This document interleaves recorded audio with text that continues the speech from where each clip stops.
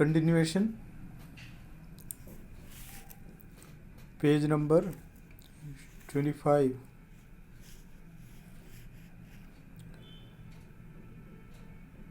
Amenhotep III, Tut's father or grandfather, was a powerful pharaoh who ruled for almost 4 decades at the height of the 18th dynasty's golden age.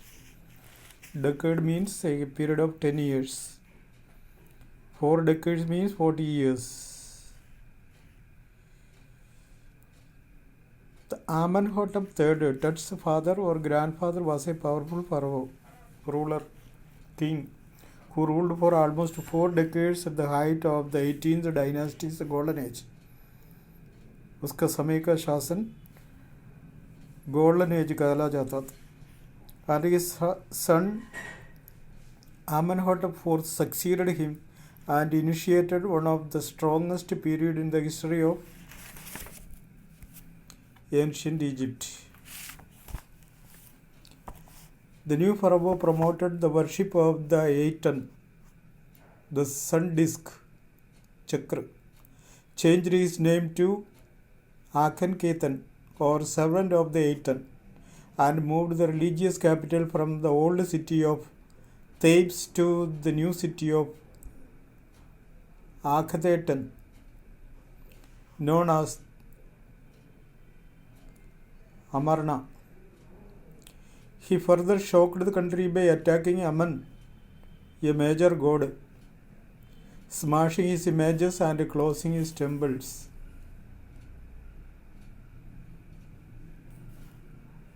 अमन को attack करके उसके image सब सत्यानाश करके temple को बंद कर दिया. It must have been a horrific time, said Ray Johnson, director of the university of Chicago research institute of Luxor, the site of ancient थेब्स.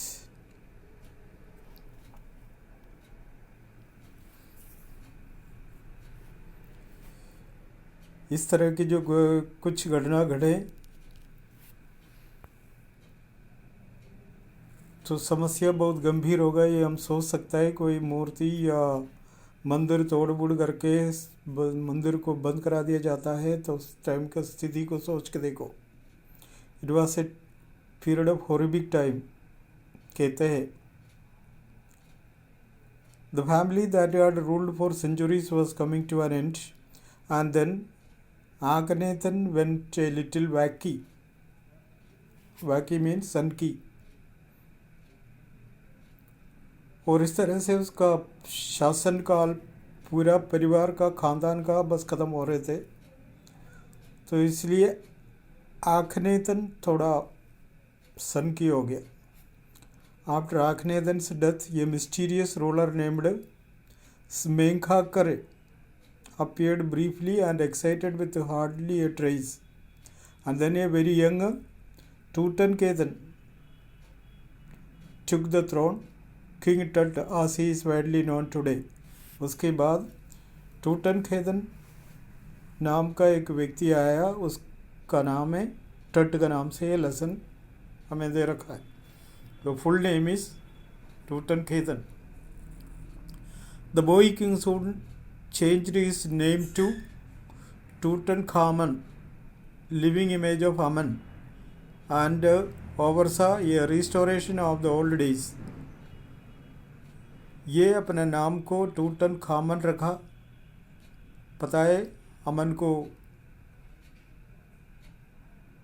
Attack करके इमेज को ख़राब करके मंदिर बंद किया था, तो लेकिन ये राजा उसको वापस चालू करने का कोशिश किया.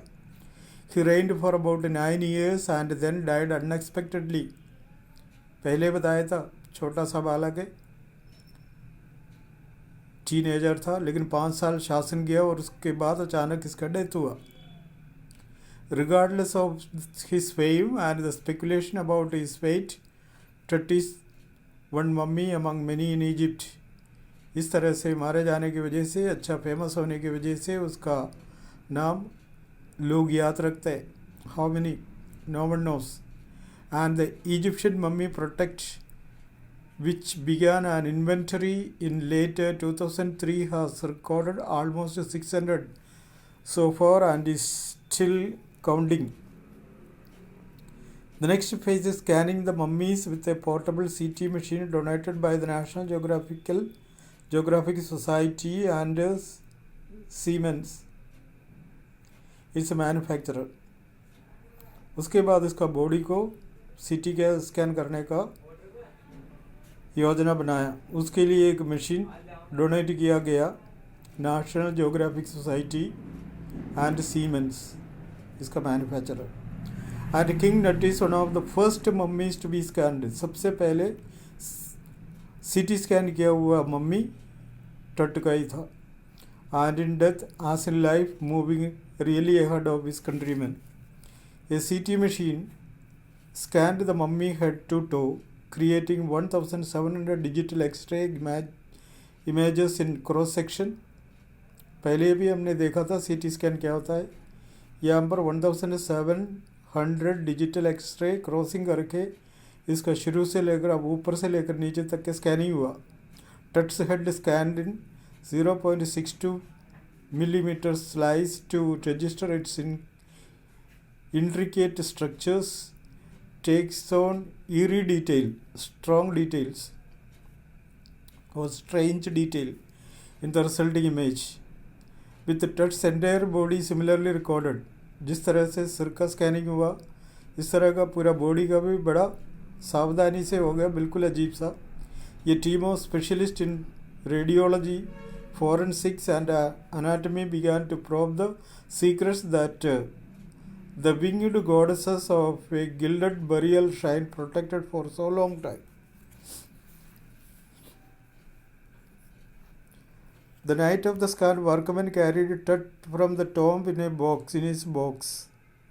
स्कैन का दिन में रात को इसका बॉडी निकाल दिया गया टॉम्ब में से। Like a pallbearers, they climbed a ramp and a flight of stairs into the swirling sand outside. सीढ़ियाँ चढ़ चढ़ के इसको ऊपर लेके आया। Then rose on a hydraulic lift into the trailer that held the scanner. उसके बाद हाइड्रोलिक मशीन की मदद से उसको जहाँ पर स्कैनर रखा था वहाँ लाया गया। 20 minutes later, 2 men emerged. 20 minute के बाद 2 जन निकल आए। Sprinted for an office nearby and returned with a pair of white plastic fans. उसके बाद 2 जने निकल के प्लास्टिक फैन के साथ वहाँ प्रकट हुआ। The $1 million scanner had quit because of sand in a cooler fan. Curse of the Pharaoh, joked a god nervously. The $1 million scanner had quit. Quit means छोड़ दिया गया, left, because of sand in a cooler fan. ये फरवो का कर्स माना जाता। And eventually the substitute fans worked well enough to finish the procedure. लाया हुआ fan का पंखुड़ियाँ तो ख़राब हो गया, लेकिन जो उसके पास एक्स्ट्रा था उससे काम चल गया। After checking that no data had been lost, the technicians turned Tut over to the workmen and who carried him back to his tomb. और उसके अंदर से जो भी डेटा कलेक्ट करना था वो कलेक्ट करके बॉडी वापस दे दिया तो टॉम्ब में वापस रखने के लिए। Less than 3 hours after he was removed from his coffin, the pharaoh again rested in peace where the funerary priest had laid him so long ago. और उसके बाद less than 3 hours after he was removed from his coffin, the pharaoh again rested in peace. 3 घंटे के बाद उसका body वापस आचार के साथ वहाँ रख दिया गया। Back in the trailer, a technician pulled up astonishing images of Tut on a computer screen. उसके बाद एक टेक्नीशियन उसका जो डाटा कंप्यूटर में डाल के देखा। The grey head took shape from a scattering of pixel. और उसका जो सिर grey head took shape from a scattering of pixel. Pixel mean tiny areas of light on the computer. And the technician spun and tilted it in every direction. उसको टेढ़ा मेढ़ा करके पूरा ध्यान से देख लिया। A neck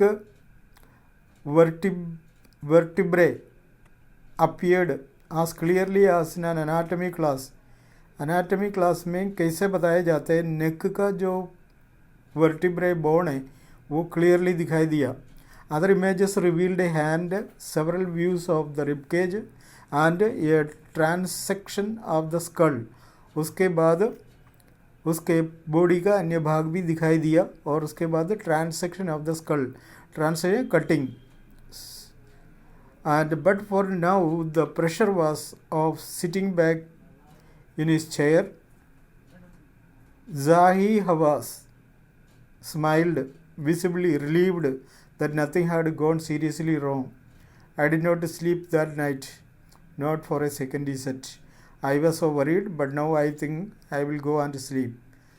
पूरा जानकारी लेने के बाद जो शाही हवास ने बताया, कोई सा भी जानकारी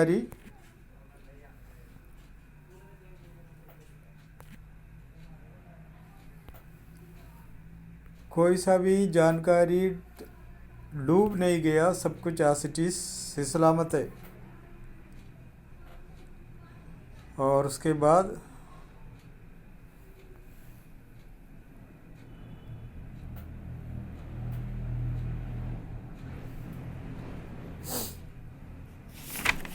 वो आराम से जाके सो गया क्योंकि उसका काम पूरा हो गया. By the time we left the trailer, descending metal stairs to the sandy ground, the wind had stopped. The winter air lay cold and still like death itself in its valley of the departed, and just above the entrance of Touchstone stood Orion. Orion means constellation. The constellation that the ancient Egyptians knew as the soul of Orisis, the god of the afterlife, watching over the boy king. Dead body वापस रखने के बाद शाम को लोगों ने देखा तो उसके डेड बॉडी के ऊपर आकाश में ओरियन दिखाई दिया. तो माना जाता है इजिप्शियन के विश्वास के आधार पर ये ओरिसिस जो है मरने वालों के समूह का जो सोल वहाँ दिखाई दिया ओरियन का रूम में. और ये देखे लेसन समाप्त किया. Read the lesson. इसमें इम्पोर्टेंट है सीटी स्कैन के द्वारा क्या क्या, मतलब पार्ट सीटी स्कैन किया उसके लिए क्या किया, ये थोड़ा इम्पोर्टेंट है, उसको एक बार पढ़ के और पॉइंट नोट करके रखना. ऑब्जेक्टिव टाइप में भी आ सकता है कुछ क्वेश्चंस इधर से. इसके साथ लेसन समाप्त हो गए.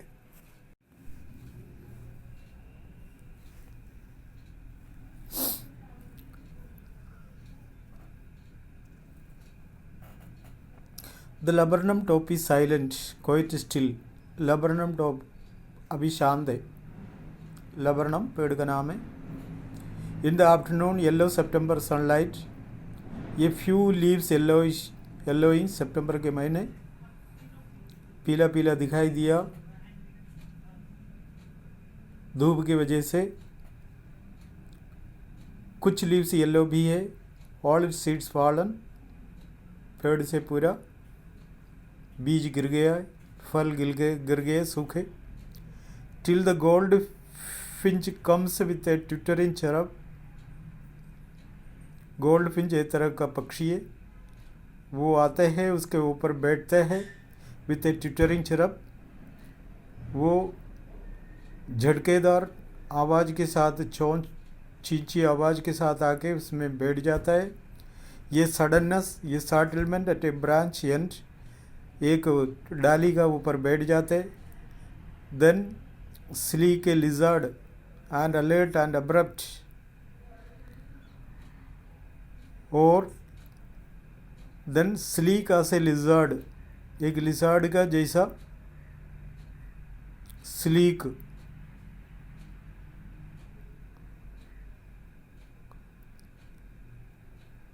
एज ए लिजर्ड छुप छुप के.